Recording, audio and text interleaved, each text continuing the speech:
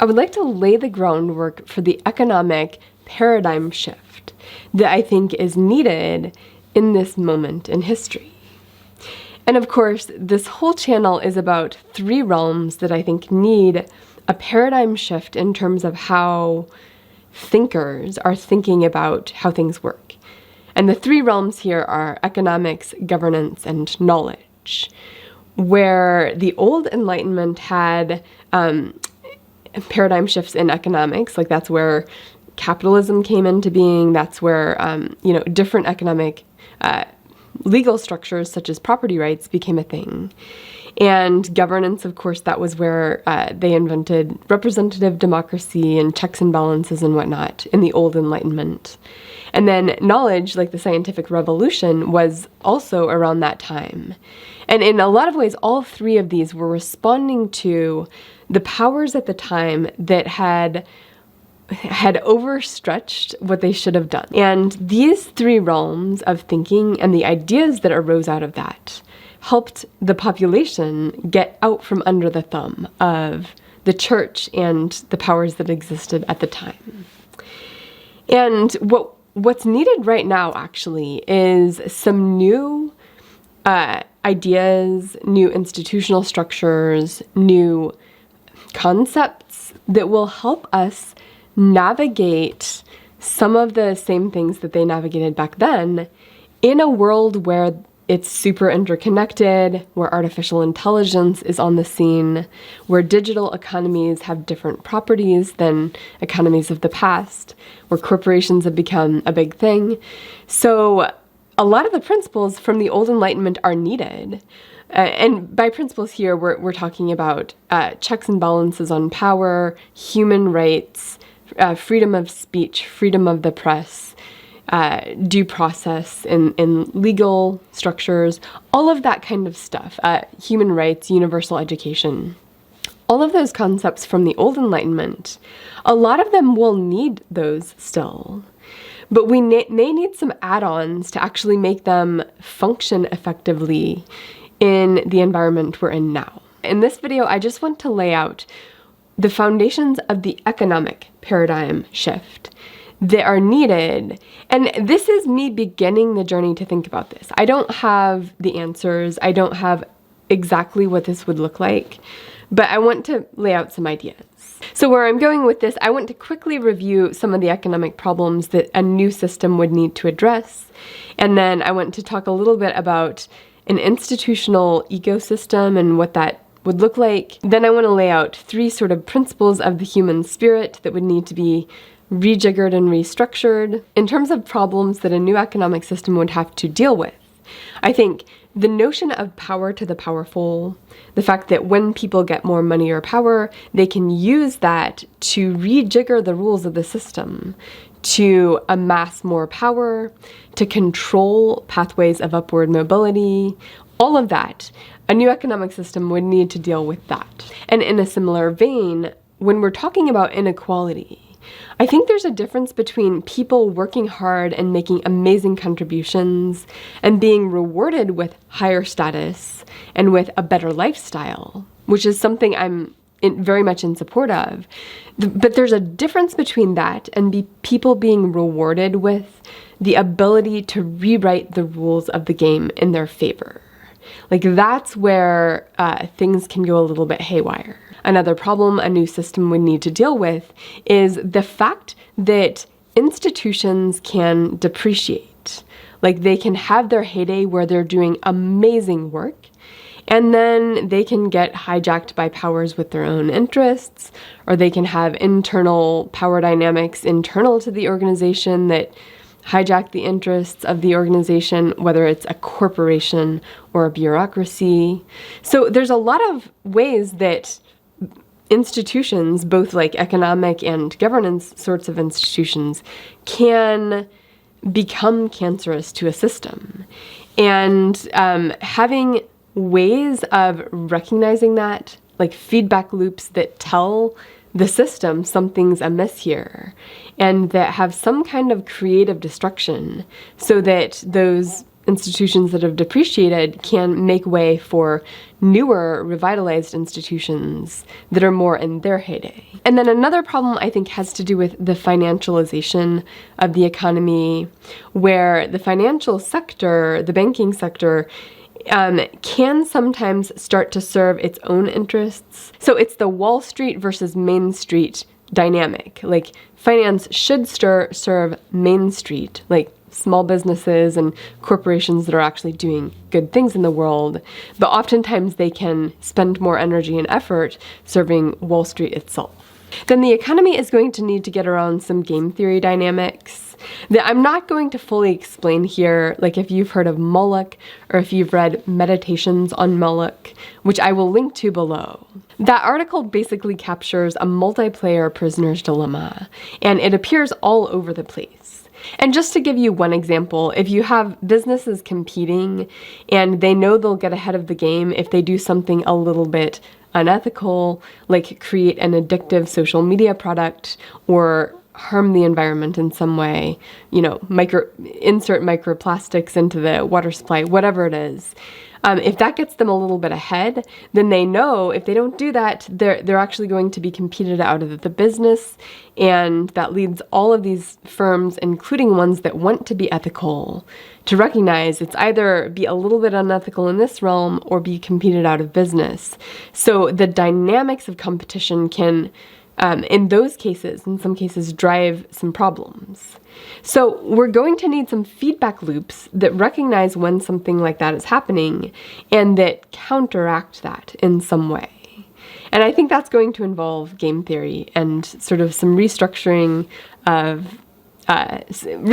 in ways I won't get into here. A key analogy I'm going to be using as I explore sort of different economic structures is the ecosystem analogy, where we have lots of institutions in this ecosystem, and that includes small businesses, mid-sized businesses, large businesses, corporations, but it also includes regulatory bodies and schools and, voting systems or like boards of directors or local committees on some type of thing.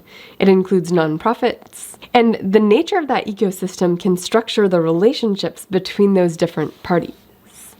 But the key here is that any of these individual organizations, like some people will refer to this as institutions, but in economics or in institutional economics, institutions is an umbrella category that includes the rules that structure the ecosystem. And that includes the social rules and the values of people inside that ecosystem, in addition to the actual legal structure of the whole ecosystem. Now, each organization has its own institutional rules, roles, and everything like that.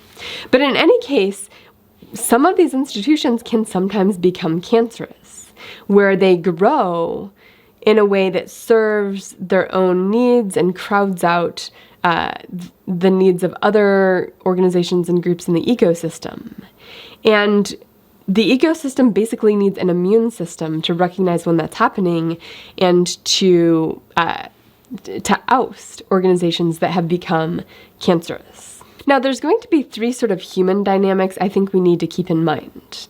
And I came up with these as I was starting to think about property rights. So the first of these is the fact that the human soul wants to be creative. Like, people want space over which they have agency, whether this is a garden or an art project or a small business that they're starting up or, a little film they're making with a few friends. Like, the human soul thrives on having that creative agency. And that is something that needs to be used to solve the problems of the world. Like, I actually somewhat believe that a lot of people who have the potential to solve some of these really difficult problems in our society, a lot of those people are stuck in middle management roles where they have not been allowed to actually exercise the creativity that they could if there was an institutional ecosystem that allowed them the creative agency over some realm of that problem. And I do want to acknowledge that there's kind of two types of realms or spaces you can have agency over. One is just a personal realm where it's like your garden or your art studio. And And the other is a group realm, where maybe you're leading a group of people, and part of managing that is to understand the group dynamics of what's going on. It's to build relationships. And there's going to be some different natures to those two things that we need to keep in mind as we're restructuring the system. Now, property rights, I think, is important for protecting that space within which people can be creative. Because if you have a situation where you technically can be creative in this space, but anytime your boss wants, they can come in and micromanage, that absolutely dampens the human spirit. And making sure that doesn't happen, or having structures that protect a person's right to their creative space, will be necessary if we want to unlock that creative energy. Now, the second human desire that I think we need to watch is going to be the desire for growth. And this desire can be good and it can be a problem. So the good part of it is that people know that growth is socially validating. Like if you're growing a small business and it's getting more and more customers, you can see, yeah, you're creating value for real people. They love that. That's validating to you. It's good for them. So the desire to grow is related to some kind of accountability, and it is often a good thing. But the problem here is when people grow, they may take over spaces that were once somebody else's creative space. In fact, their growth, like as a business becomes a mid-sized business and then a huge corporation, at some point you're sort of sucking up economic resources and workers and whatnot into your system, crowding out their own creative energy. And that may actually be a good thing in many areas. Like maybe their function inside your huge corporation is actually more important than the little function they would spend in their own realm. And maybe they can actually do their artwork in a private realm rather than in the workplace. That's fine a lot of times. But sometimes I think the growth of cancer's organizations can crowd out more important growth. And that's going to be a complication when we think about property rights eventually, I think.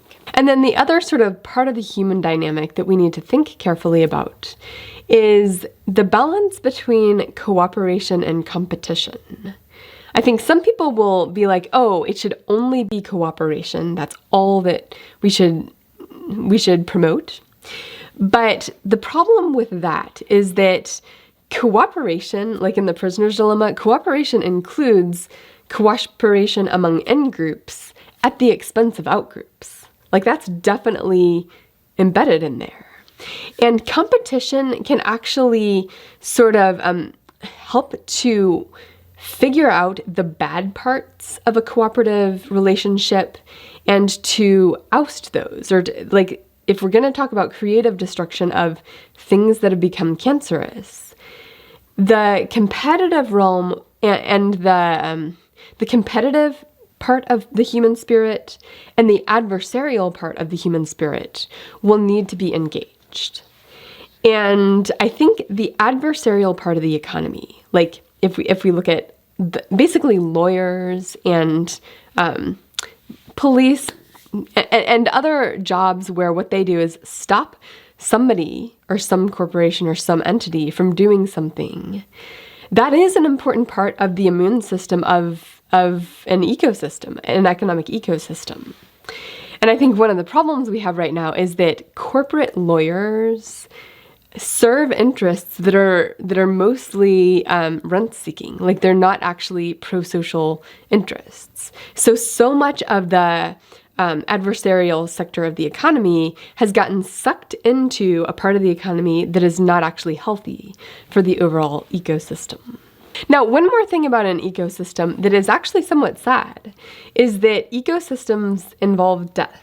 Like, if we're talking about an organization that's become cancerous, that means that the relationships inside that organization may need to die. And like organisms, human organisms, animals, plants, they don't live forever. And I think there's a reason why no ecosystem has an everlasting organism inside of it. And so having ways of institutional death and organizational death that people accept as part of the system. Kind of like if you start your own business, you know you might go out of business and you accept that.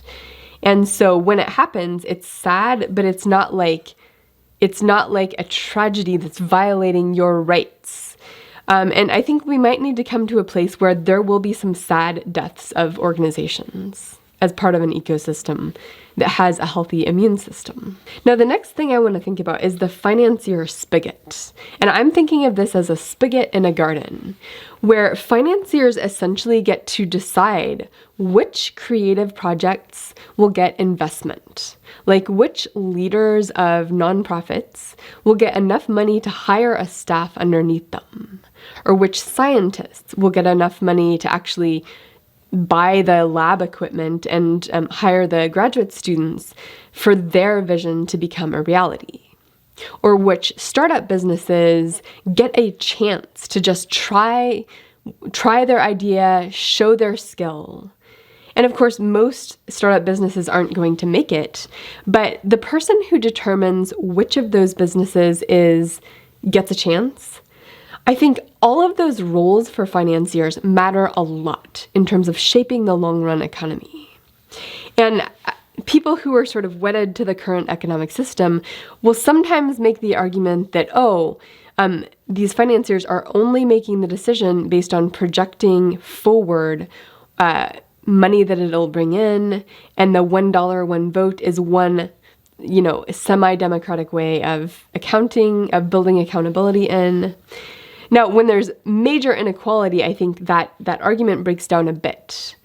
But then also, do the financiers have their own goals and hopes? And do the financiers maybe especially detect when there is a threat to their own power and disallow projects or creatives or leaders who might rejigger the system in a way that's more fair? And the fact that these financiers, of course, have their own desires and hopes and whatnot, and that they may be very sensitive to anything that disempowers them, I think the role of the financier is one that needs to be rethought if we're redoing the economic structure. Okay, so that's an overview of how I'm thinking about the economic paradigm shift that is needed in this moment.